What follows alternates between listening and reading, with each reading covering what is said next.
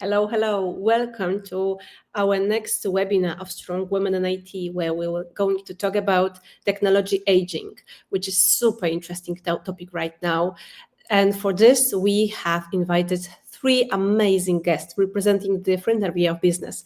So without further ado, invite me Nono Bokete, CEO of Data Sentinels. Hello, Nono. Hi, thanks for having me. Iwona, Managing Partner at FundingBox Deep Tech Fund. Right, to meet you, and thanks for the invite. And Aleksander, Kania, Regional Vice President and Country Manager Poland at UiPath. Hello, everyone. Super. So let's introduce yourself. And if I could start with Nono. Nono, could you tell us where are you right now and what's your job? What's Data Sentinels is doing? Awesome. Thanks for the intro.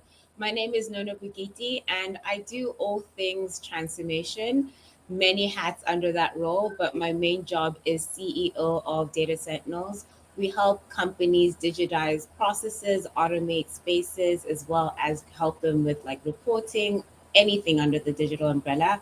I'm also the chief ambassador of Transformation Leader, where our goal is to impact 1 million lives by 2026 by empowering them and upskilling them in digital transformation skills. And where are you right now? From Austin, Texas, USA. Super. Iwona, what about you? What the FundingBox is doing right now? Hi, I'm Iwona Cymerman. I'm running with the team, of course, the FundingBox VC team fund. We invest in deep tech companies at the very, very early stage. Just to let me explain what it means, there are sometimes 2 or 3 people and an idea, and sometimes they have a customer, just to set up the scene, the perspective we are talking about. And we assist those companies in their growth for a few years until the exit. So the technology aging is very, very relevant topic, both at the stage when we invest, whether we decide whether to invest or not, but also during the way until we exit the company. Yes, absolutely. And definitely I will ask you about that, how you choose your companies. But now, Alex, please tell us more about you, your position, and where are you right now? Hi, my name is Aleksander Kania. I'm representing a global software vendor, UiPath. We are a provider of a platform that supports automation of processes. Very well known for its RPA portfolio, but apart from that, we have solutions for test automation, for AI agents deployment, and as well for analytical aspects of process management.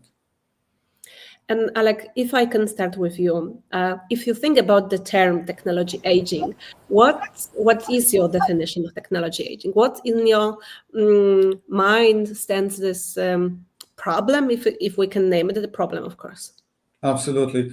Well, technology aging, I would say it has 2 axes. One is whether our solution, our application, our servers. We talked about also. We should not think, only in terms of software, but also production hardware, servers. Any technology that companies deploy. There is an axis of technological relevance. So, is the software or hardware still maintained? Whether we can still safely use it daily, and the other axis is whether this is still relevant to our business. So does it support our business in a proper way so that we are able to respond to changes of the market, changes of clients, changes of regulations. So basically, we're looking at, I'm looking at that, whether, the software still can safely play the role as business enabler. The technology, not software. I'm sorry, I'm biased towards software, but yes, we agreed we will be talking broader than just software. Yeah. No, how this looks in your case? Because as you mentioned, you help clients with digital transformation. So transformation means change as well. So technology aging in your mind, in your practice, how does it look like? So I think technology agent isn't about obsolescence anymore. It's really about fitness for purpose. So does the tool still work? Can it integrate with newer systems? Is it slowing down customer experience? The talent is in what on it, then I put it under the category of aging. I also look at things like marketing dynamics, security vulnerabilities, and even brand perception is all accelerating that aging process. So think about it like a car. You might have a 1990s Mercedes Benz that was top of the line, leather interior, smooth as a ride, but it lacks Bluetooth. The fuel efficiency isn't working. Well, that's aged in today's context. So that's really the main thing for me when I'm working with businesses is this fitness for purpose with what we're dealing with right now. The question is how often we should change the technology. Yeah, not because I am not changing my car in every 2 years. Maybe I could, but do I want to? Yeah, so I think the best time is one of the hardest things to sell. You don't want to you People usually want to do it when everything has broken down, but the reality is waiting until something is on fire usually costs 10 times more because downtime, reputational damage if things are messed up, rushed migrations that you might find deal with. The story that I use is like insurance. So don't buy it if you don't buy insurance just because you think, oh, my house is burned down. Now I'm going to get insurance. You get it prior to that. So if you try to convince boards, which I have had to do, I focus on risk language, regulatory fines, customer churn is a big one because if you're losing money or ROI on your investment or potential loss in competitive edge, that's something that boards tend to understand when you're working with that. So my advice in terms of how often is still context based. What are you looking at? Those parameters. Is your customer experience messing up? Do you have a lot of downtime? Are we going to rush in migration if this is going to fall out like in the future? Absolutely. Iwona, I think that aging is one of the biggest disadvantage for you as a VC, especially if you have a deep tech fund where the process sometimes of implementation of technology lasts longer than, let's say, typical software solutions. How do you see this technology aging? And is there a way to sometimes, let's say, have like something like insurance that the technology won't be aging so fast? Yeah, so this is like a complex question, but kind of reiterate what was already said. It's really a lot about the fit into the ecosystem, and you brought in as an example the car, and then let's say after 2 years it's still working, but let's assume you cannot buy fuel or some parts to it. Should you discard the car or not? So was it aged already? So it's not only about this particular part of the technology, it's about the whole ecosystem. So this is one thing. And the question we also always ask, does it really address the customer's pain? Does it really solve some problem? And then it might happen that the problem is not valid anymore. Imagine that you're using, the public transport, then the particular car, it's not that important for you anymore. So we never can think about the technology as something completely not connected to other parts of the ecosystem. And this is how we also review our investments before we put the money in. Yeah. I think that we have, on one hand, we have amazing privilege to live in really dynamic times. Because when I think about my teenage years, my parents have like video cassette rentals. So you go to some rental, you take a cassette, and you have on a VCR you could watch movies, and slowly streaming replace those businesses. Now later later Blockbuster was killed by Netflix. iPhone was killed destroyed by Nokia. So how can you, and are you able to see that some changes are coming, that new technology is approaching, and you have to stay focused, and understand, we are about to change the situation. The situation is changing in our businesses, because when I think about ChatGPT launch, it was like a blast, it was suddenly amazing and everyone was talking about ChatGPT. But let's not talk about ChatGPT yet. It will be another question.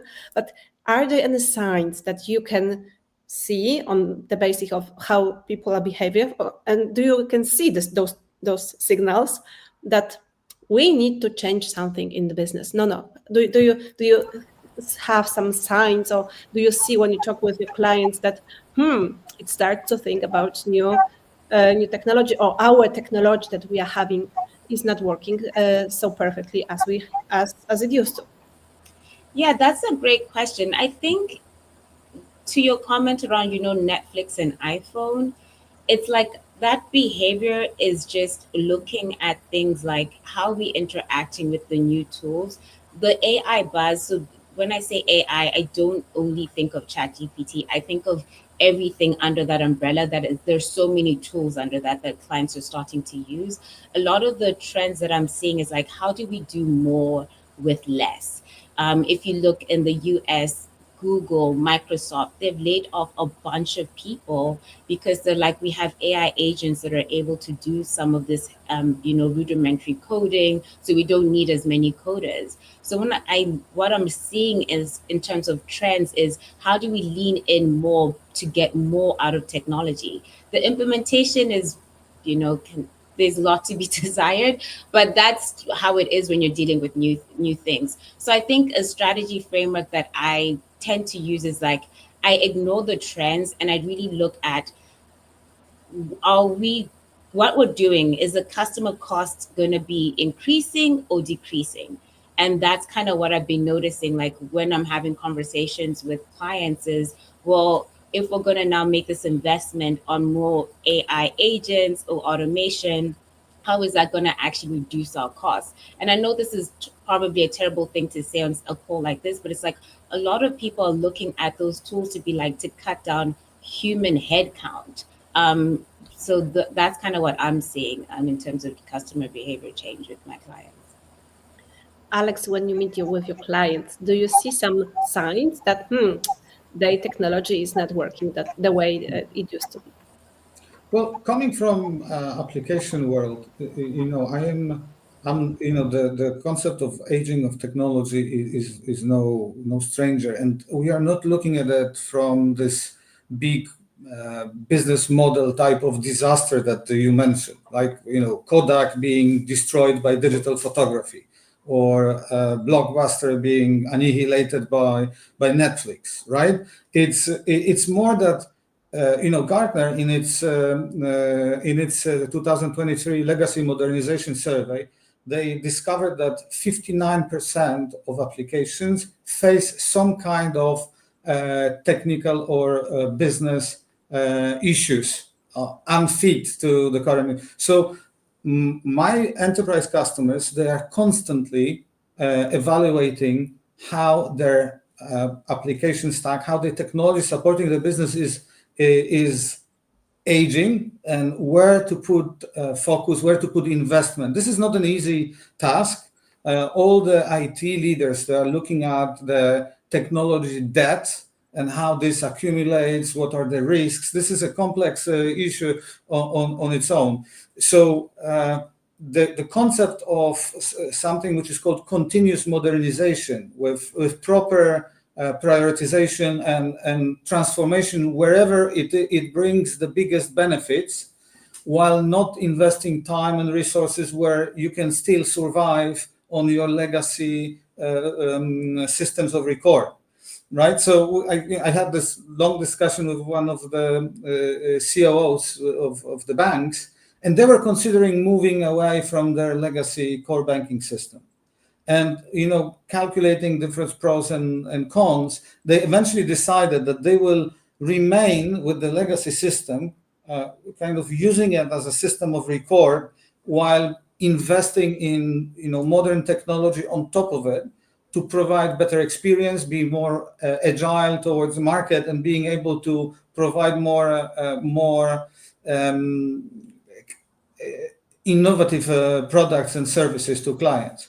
So although they recognize the technological obsolete, that in the system, they decided that investing in the replacement of this system is not the business priority for their organization. So it is a complex issue, and it's just only one facet of how I look at the technology obsolete. I'll tell you a little bit more, because as a software producer, I also need to constantly evaluate if my offer, if the software we are delivering to our customers is relevant to them, to the market, and how big of a value it delivers. But it's for another probably another topic. Absolutely. So, Iwona, now I would like to ask you about how you see the signs of technology aging in terms of your investment in deep tech funds. So, and let's talk about also hardware. How you see these changes in this area of business.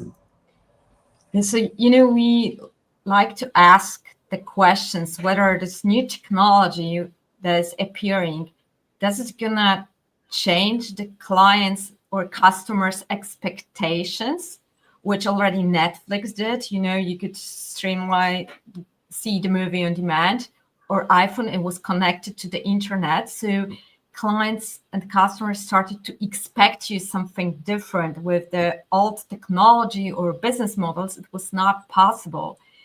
The second option is that you have some technology that adds some convenience. And then, again, we have two phases: before we invest and when we invest. So after we invest, we trying to see whether those new technologies that appear, whether they go into this category of being and changing the customer's behavior, or it's just adding some convenience. And for example, if you think about the microwave, I think if you ask about hardware, it was a great invention. It changed how people cook, but it didn't really replace the oven. It just became one more tool in the kitchen. So it's not always that one technology will replace the other one. Sometimes you just add to your technological stack something new. And I think this first case could kill your business if the competitor does something that changes the customer's expectations. However, if you see the competitor that just adds some convenience, probably you will survive. You do not have to adapt, somehow and change that much. So we distinguish those two categories and try to see whether we are investing in the company that completely changes everything. But, it also requires a big investment to really proceed with this change, or just add something new to the existing toolkit. So the user experience is the key, as I see, in the technology aging. So because all the technology, all the softwares, hardwares goes into making using the technology easier, faster, more convenient. For us, it's always whether it solves the pain, because you could also see those innovation, they're kind of incremental. They change something for 10%. Sometimes it's good enough for the customers to pay more, but sometimes it's not.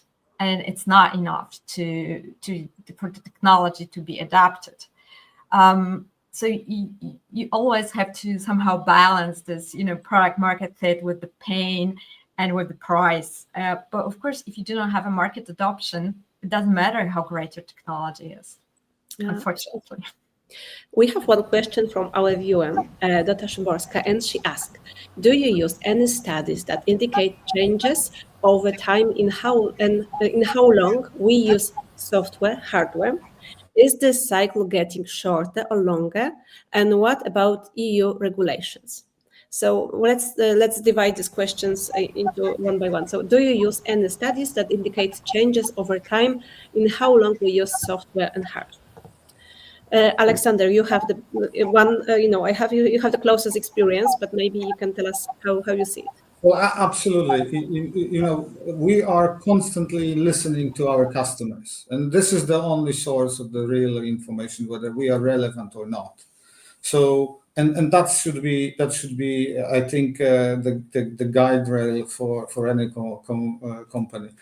Customers first, and then observing the competition and the dynamics in the space. So whether there is any new ways of delivering. I love the microwave analogy that Iwona just showed, because it's relevant to so many different stories from the market that I know. So Yes, we are listening to our clients. We have a big community of users.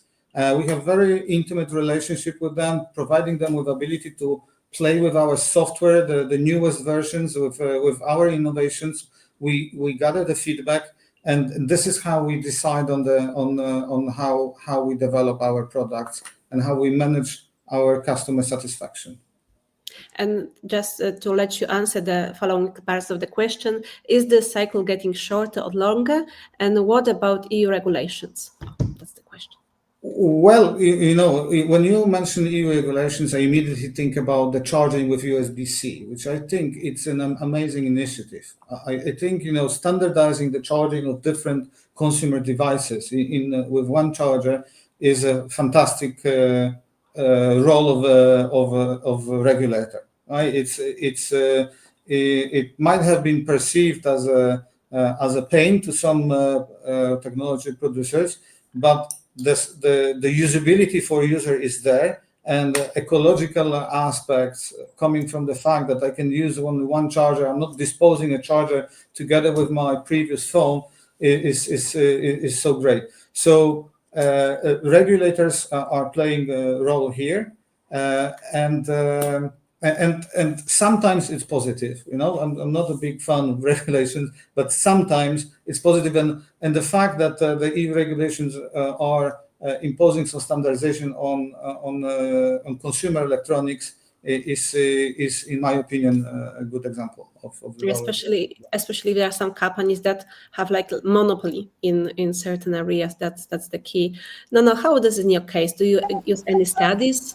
Maybe you observe trends. Maybe you see that in some cases the cycle is shorter when it comes to using the technology, and in some cycle it is longer. How it's in your case?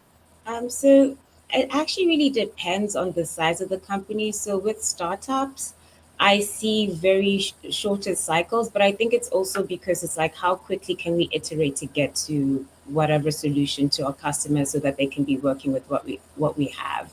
So I find that with startups, like they're very quick to replace something that doesn't work.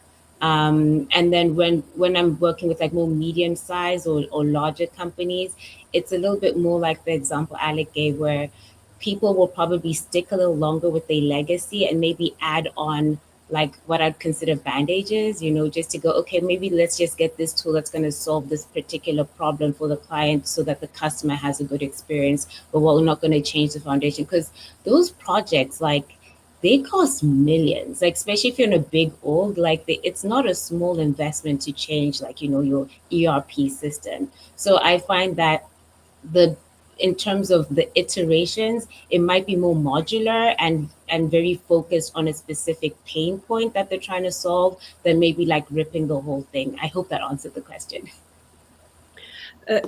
I remember that almost 3 years ago, I was helping one client with the communication of the company, and it was about selling with AI. And exactly 2 months later, ChatGPT was launched, and the business, needed to be closed because all the services they had were implemented in ChatGPT, so there was no point. And sometimes I have a feeling that this technology aging is faster with the process we see the AI is implemented right now. Iwona, how you when you have due diligence with your companies, when you plan and when you observe, I believe you observe trends, but I didn't ask you this question, so it's also for you right now. How you see this AI revolution that is happening right now? Okay, so there are many questions in one question. Where first of all, we invest in the trendsetters, so not in trend followers. So we always make this bet whether this technology that we invest into will be adapted. And this is betting. That's exactly, this is betting. You bet. Yeah, we bet. As an early stage venture capital firm that takes a lot of risk, we are already investing into companies or the solutions that do not exist. So it's hard to compare or find the data about whether it will, age or not. But, giving you a very tangible example from our portfolio. Like we some time ago, we invested in the company that was selling the conversational bot, and for them, they were also developing their own algorithms for the bot to really steer the communication. And for us, it was a very universal solution. We decided to invest, but at some point, the company realized that their solution created far more value for some specific sector. In this case, it was the healthcare, than for other sectors. So they decided to specialize, and they pivoted into specialization. So it didn't change the technology that much, but they changed their business model a little bit, and they reshaped their offer. And it was really good decision, because then LLMs came along and they actually outperformed their original algorithms.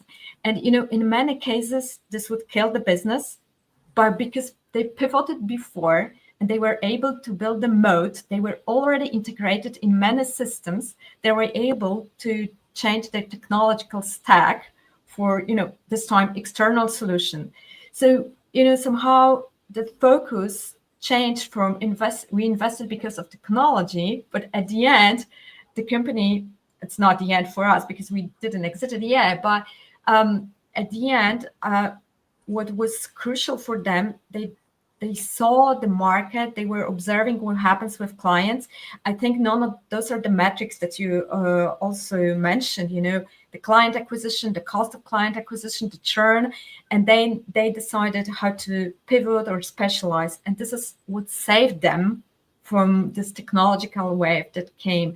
So I think you cannot only look at the technology in separation. We always look at this triangle: technology, business model, and founders. And only if those three click, we invest.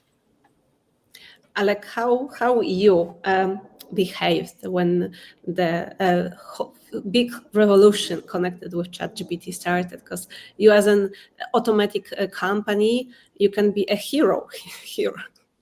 Yes, though when LLMs emerged and they were popularized by the ChatGPT service that was offered to public, a lot of analysts and a lot of clients were starting to ask questions whether traditional automation, robotic-based automation, is not obsolete, or it will be replaced by AI. And I remember very vividly, a lot of statements saying RPA is dead. Right, that was a very relevant messaging, and obviously we took this very seriously. As I mentioned, listening to the market is the way to survive in business. So we took it very seriously. We analyzed the potential of AI, its capabilities, where it can be safely deployed in enterprise, and we realized that actually it is not a threat to our business and to our relationship with customers, but it's actually a big opportunity for us. So we embraced this LLMs. We embedded them in our platform. We created additional value to our clients by building a specially developed software to help them deploy AI agents based on different LLMs, the LLMs of their choice, and not only LLMs, but also custom-built models, decision models, different types of AI-related tech that can be deployed in the enterprise. And today, the decision was made 1.5 years ago, and we put a lot of investment in creating a special dedicated software. And today we see that we provide unique value to our existing customers, but also to new ones that are looking into ways of safely implement AI agents in an enterprise. So they use the investment made in UiPath into robots and other automations into as a foundation for implementation of AI. And AI also is embedded in our development tools. It helps citizen developers build automations with natural language. It helps by automatically testing software. So there's the AI in different facets is part of the platform, and I feel it's opening completely new and a much broader market to us. So instead, it was perceived as a threat. We identified where it is an opportunity for us. We made the right investments, and I think now it's a big opportunity for the next layer, next phase of the growth. Our CEO is even saying about the Act 2 of UiPath. So there was UiPath before LLMs, and now it's the new UiPath with much bigger addressable market and much bigger potential of the impact on our clients' businesses. When I listened to you, I saw a wind surfer who saw a wonderful wave, and this wave could crush him or her, or he can swim, go on it and swim. So and I was listening to you. I heard someone who perfectly used this wave to practice, to do something really great.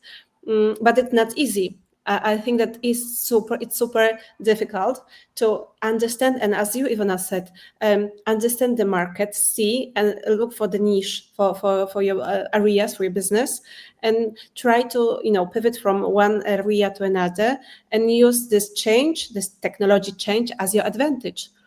And there's so many things to be implemented, like leaders who understand that change need to be done, communication, really rapid work. Aleksander, what you needed to do more, and Iwona, I will ask you in a moment what your company did to use this technology trends, and Nono, I will ask you about your clients here. How this process look like that you I think you nailed it. It's not something that you just make an executive decision and then all of a sudden you pivoted your company. Exactly. And you are in a safe waters, right?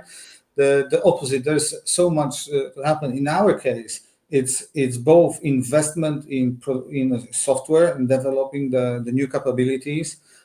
Secondly, communicating internally so that the teams understand the transition we're going through, support it, and are energized, not paralyzed, and eventually also communicating to the market so that our customers understand our strategy, our new role, possibilities that we open to them. So this transition is not an easy one. There's a lot of investment to be made, and a lot of attention towards communication has to be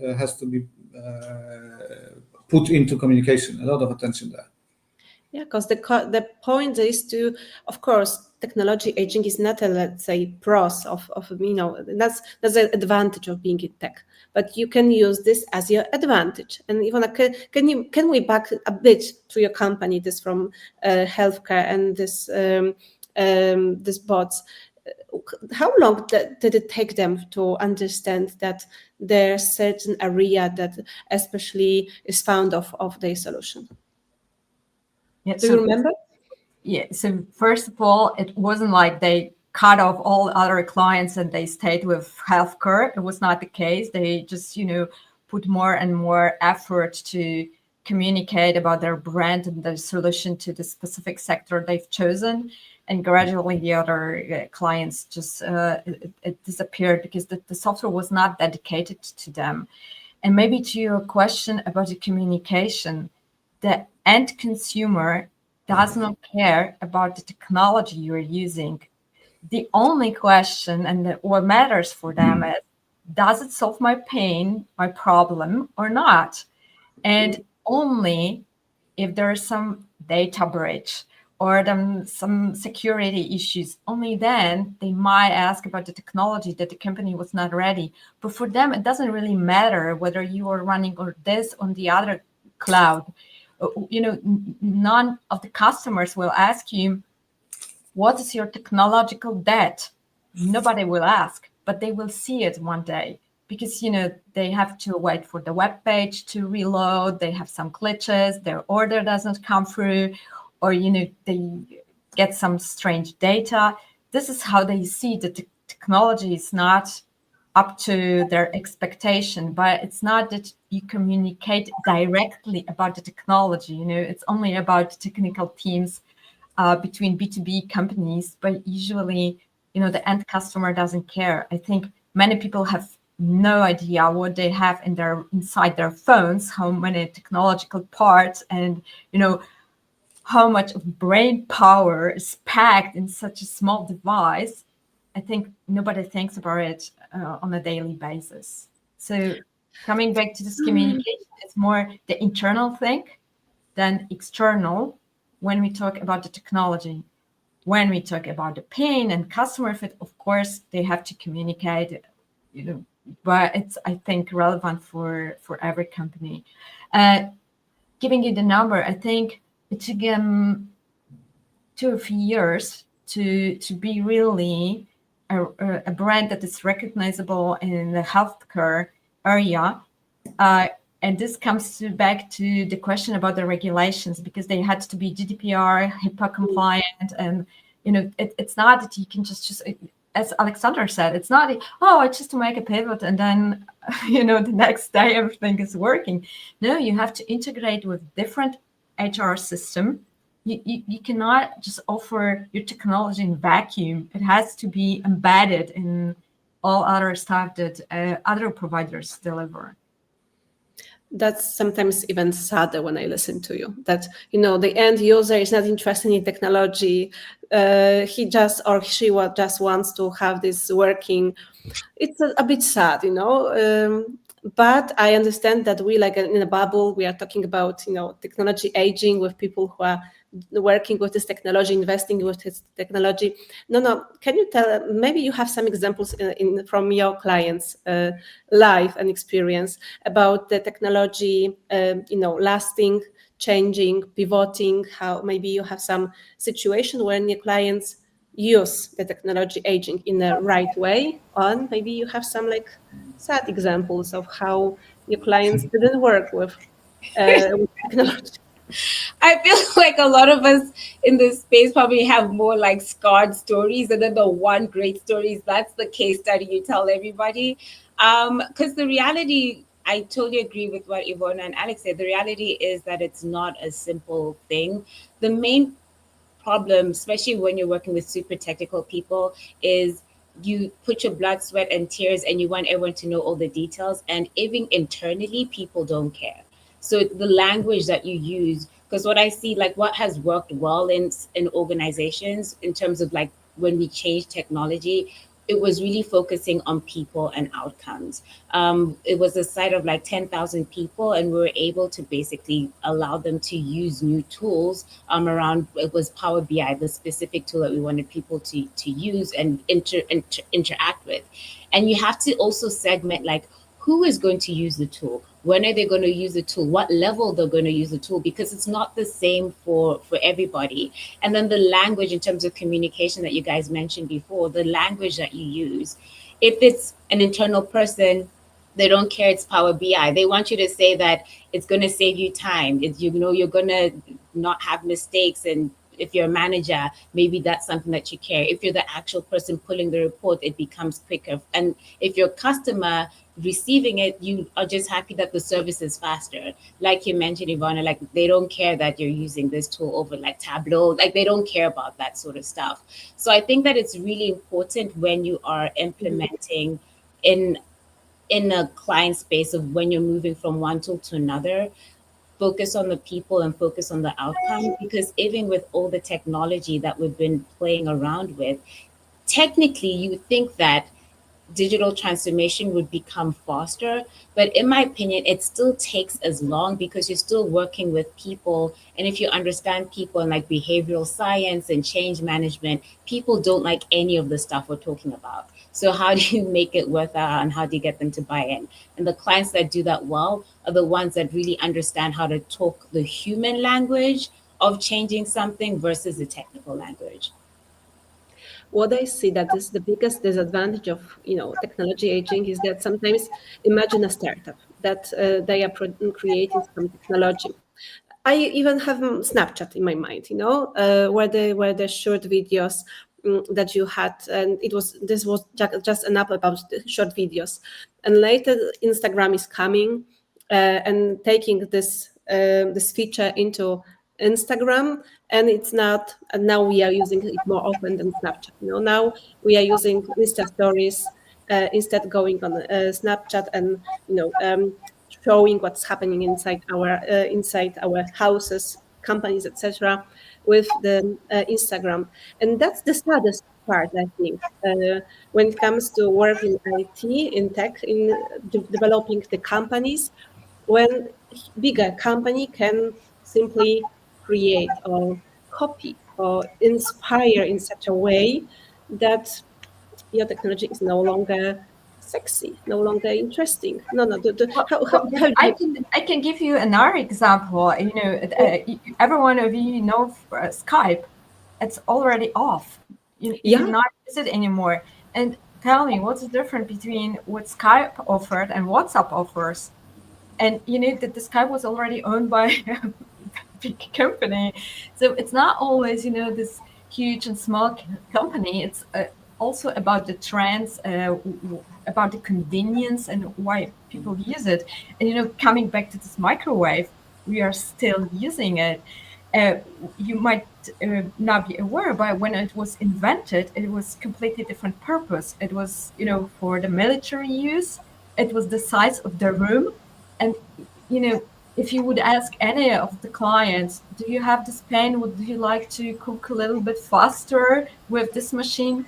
The answer would be no. Sometimes you just need time and this market adoption and also marketing. But still, 70 years later, we still have the microwaves in our kitchen.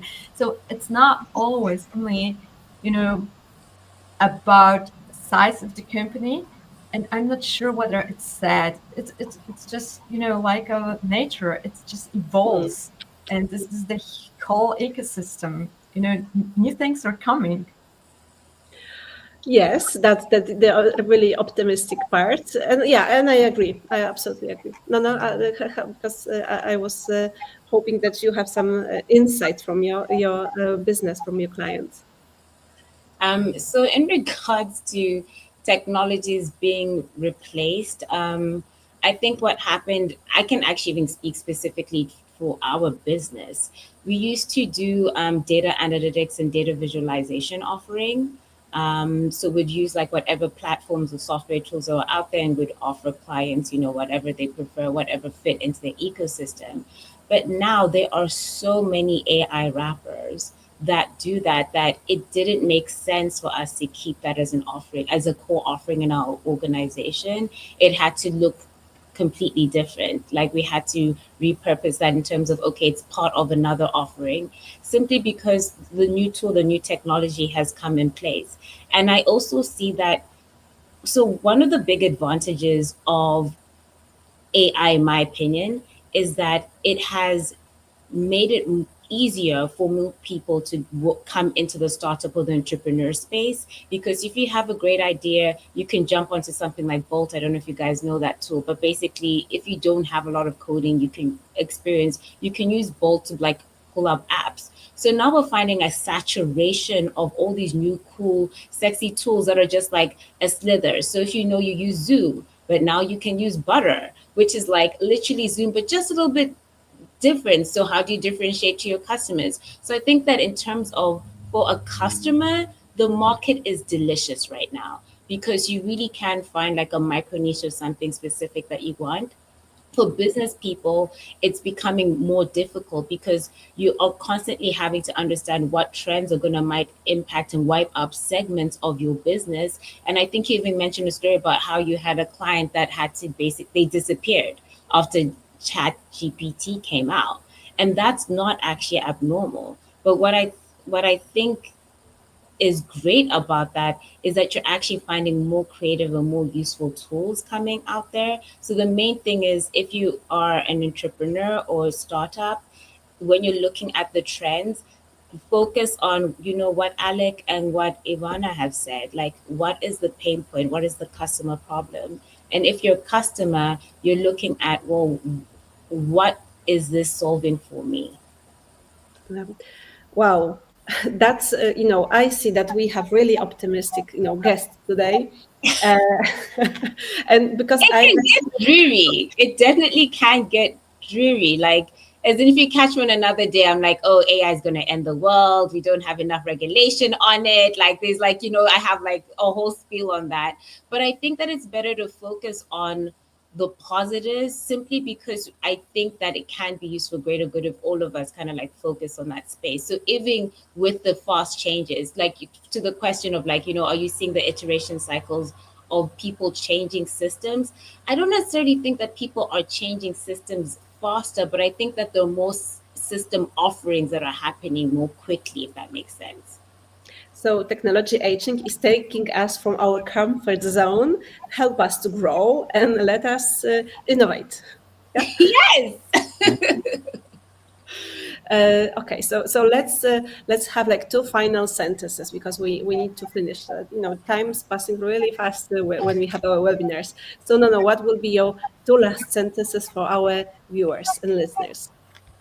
I think a lot of companies don't necessarily use roadmaps for modernization. And I know that it sounds unsexy, but if you don't have an idea of where you're going to go in terms of your exit strategy for aging technology, because all technology is inevitably going to age, you will find yourself being replaced by a newer, better model of a company. So try to be as flexible as possible. Try to keep your eyes open in terms of thinking about your customer first, making sure that if you implement a new technology in your technology stack, that it's not increasing the customer acquisition cost and making it more difficult. It's always making it easier, making it faster, making it more efficient. Thank you. Alec, your last two sentences. Well, I will continue on the positive note. I would like to encourage our listeners not to get too stressed with the aging of applications. This is inevitable. It happens all the time. What we need to be focusing on those that are really a threat to a customer experience and to our business model. And there, sometimes it is enough to use some easy tricks to stay relevant, stay in the market. So, Nono mentioned about the big cost of changing ERP. Do I have to necessarily embark on a huge project to rip and replace all my systems? Or actually, I should be looking at the places where I can add the most value to my business and to experience of my customers. So, I'm saying that from my perspective, where a lot of my clients are using UiPath as a way of supplementing existing application stack with a flexible, agile technology that enables business people to build IT solutions to serve better processes and clients. So I think, and as Nono mentioned as well, the technology is becoming more and more accessible to business. The people that are on top of the challenges of our clients and challenges of our back office to serve these clients, and these people can use creatively the technology to quickly innovate. But that doesn't necessarily mean huge investment and huge projects or replacing everything we have. It's rather now possible to solve certain challenges or address certain ideas around customer service. Super. And Iwona, your last two sentences, and we are about to finish Yes, this so webinar. maybe just to finish, like I see the vision when we talk about technology, because, it has many faces, but we somehow see two cases, like technology first, when you have some cool, in our case, in deep tech, you see it very often, cool technology, but you are not really sure whether it will be adopted by the market. Very often there's also a question, is it really needed? What can it do? So this is the first scenario. The second is you concentrate on the pain, but you do not have a technology, so proprietary technology to solve it. You use it from different sources. But I think the starting point. In both cases, the market might not be ready yet because you might not have enough tools, or in the first case, you do not know who to address. But I think that at the end, it doesn't matter where you start, because the biggest question to stay relevant is to really pivot at the right moment. If you do it too early, if you change the technology, or the technology is too early to be adopted because it cannot integrate with the whole system, you will fail. And if you choose the wrong technological stack, you will also fail because you are too slow or wherever else, too costly. So I think it doesn't matter where you as a startup start. It's really important that you are aware that you will have to pivot. The question is only when. I must say, I am really grateful for today's webinar, because you show me completely different perspective on technology aging, because I was seeing this as a disadvantage, and now I see the pros and cons of it, and that's really fruitful for me. You know, I saw something I wasn't expecting, so I hope that our viewers and listeners will have the same experience. So Iwona, Nono, Alex, but very thank you very much for this webinar. And what is important, in 2 weeks we are going to have the premiere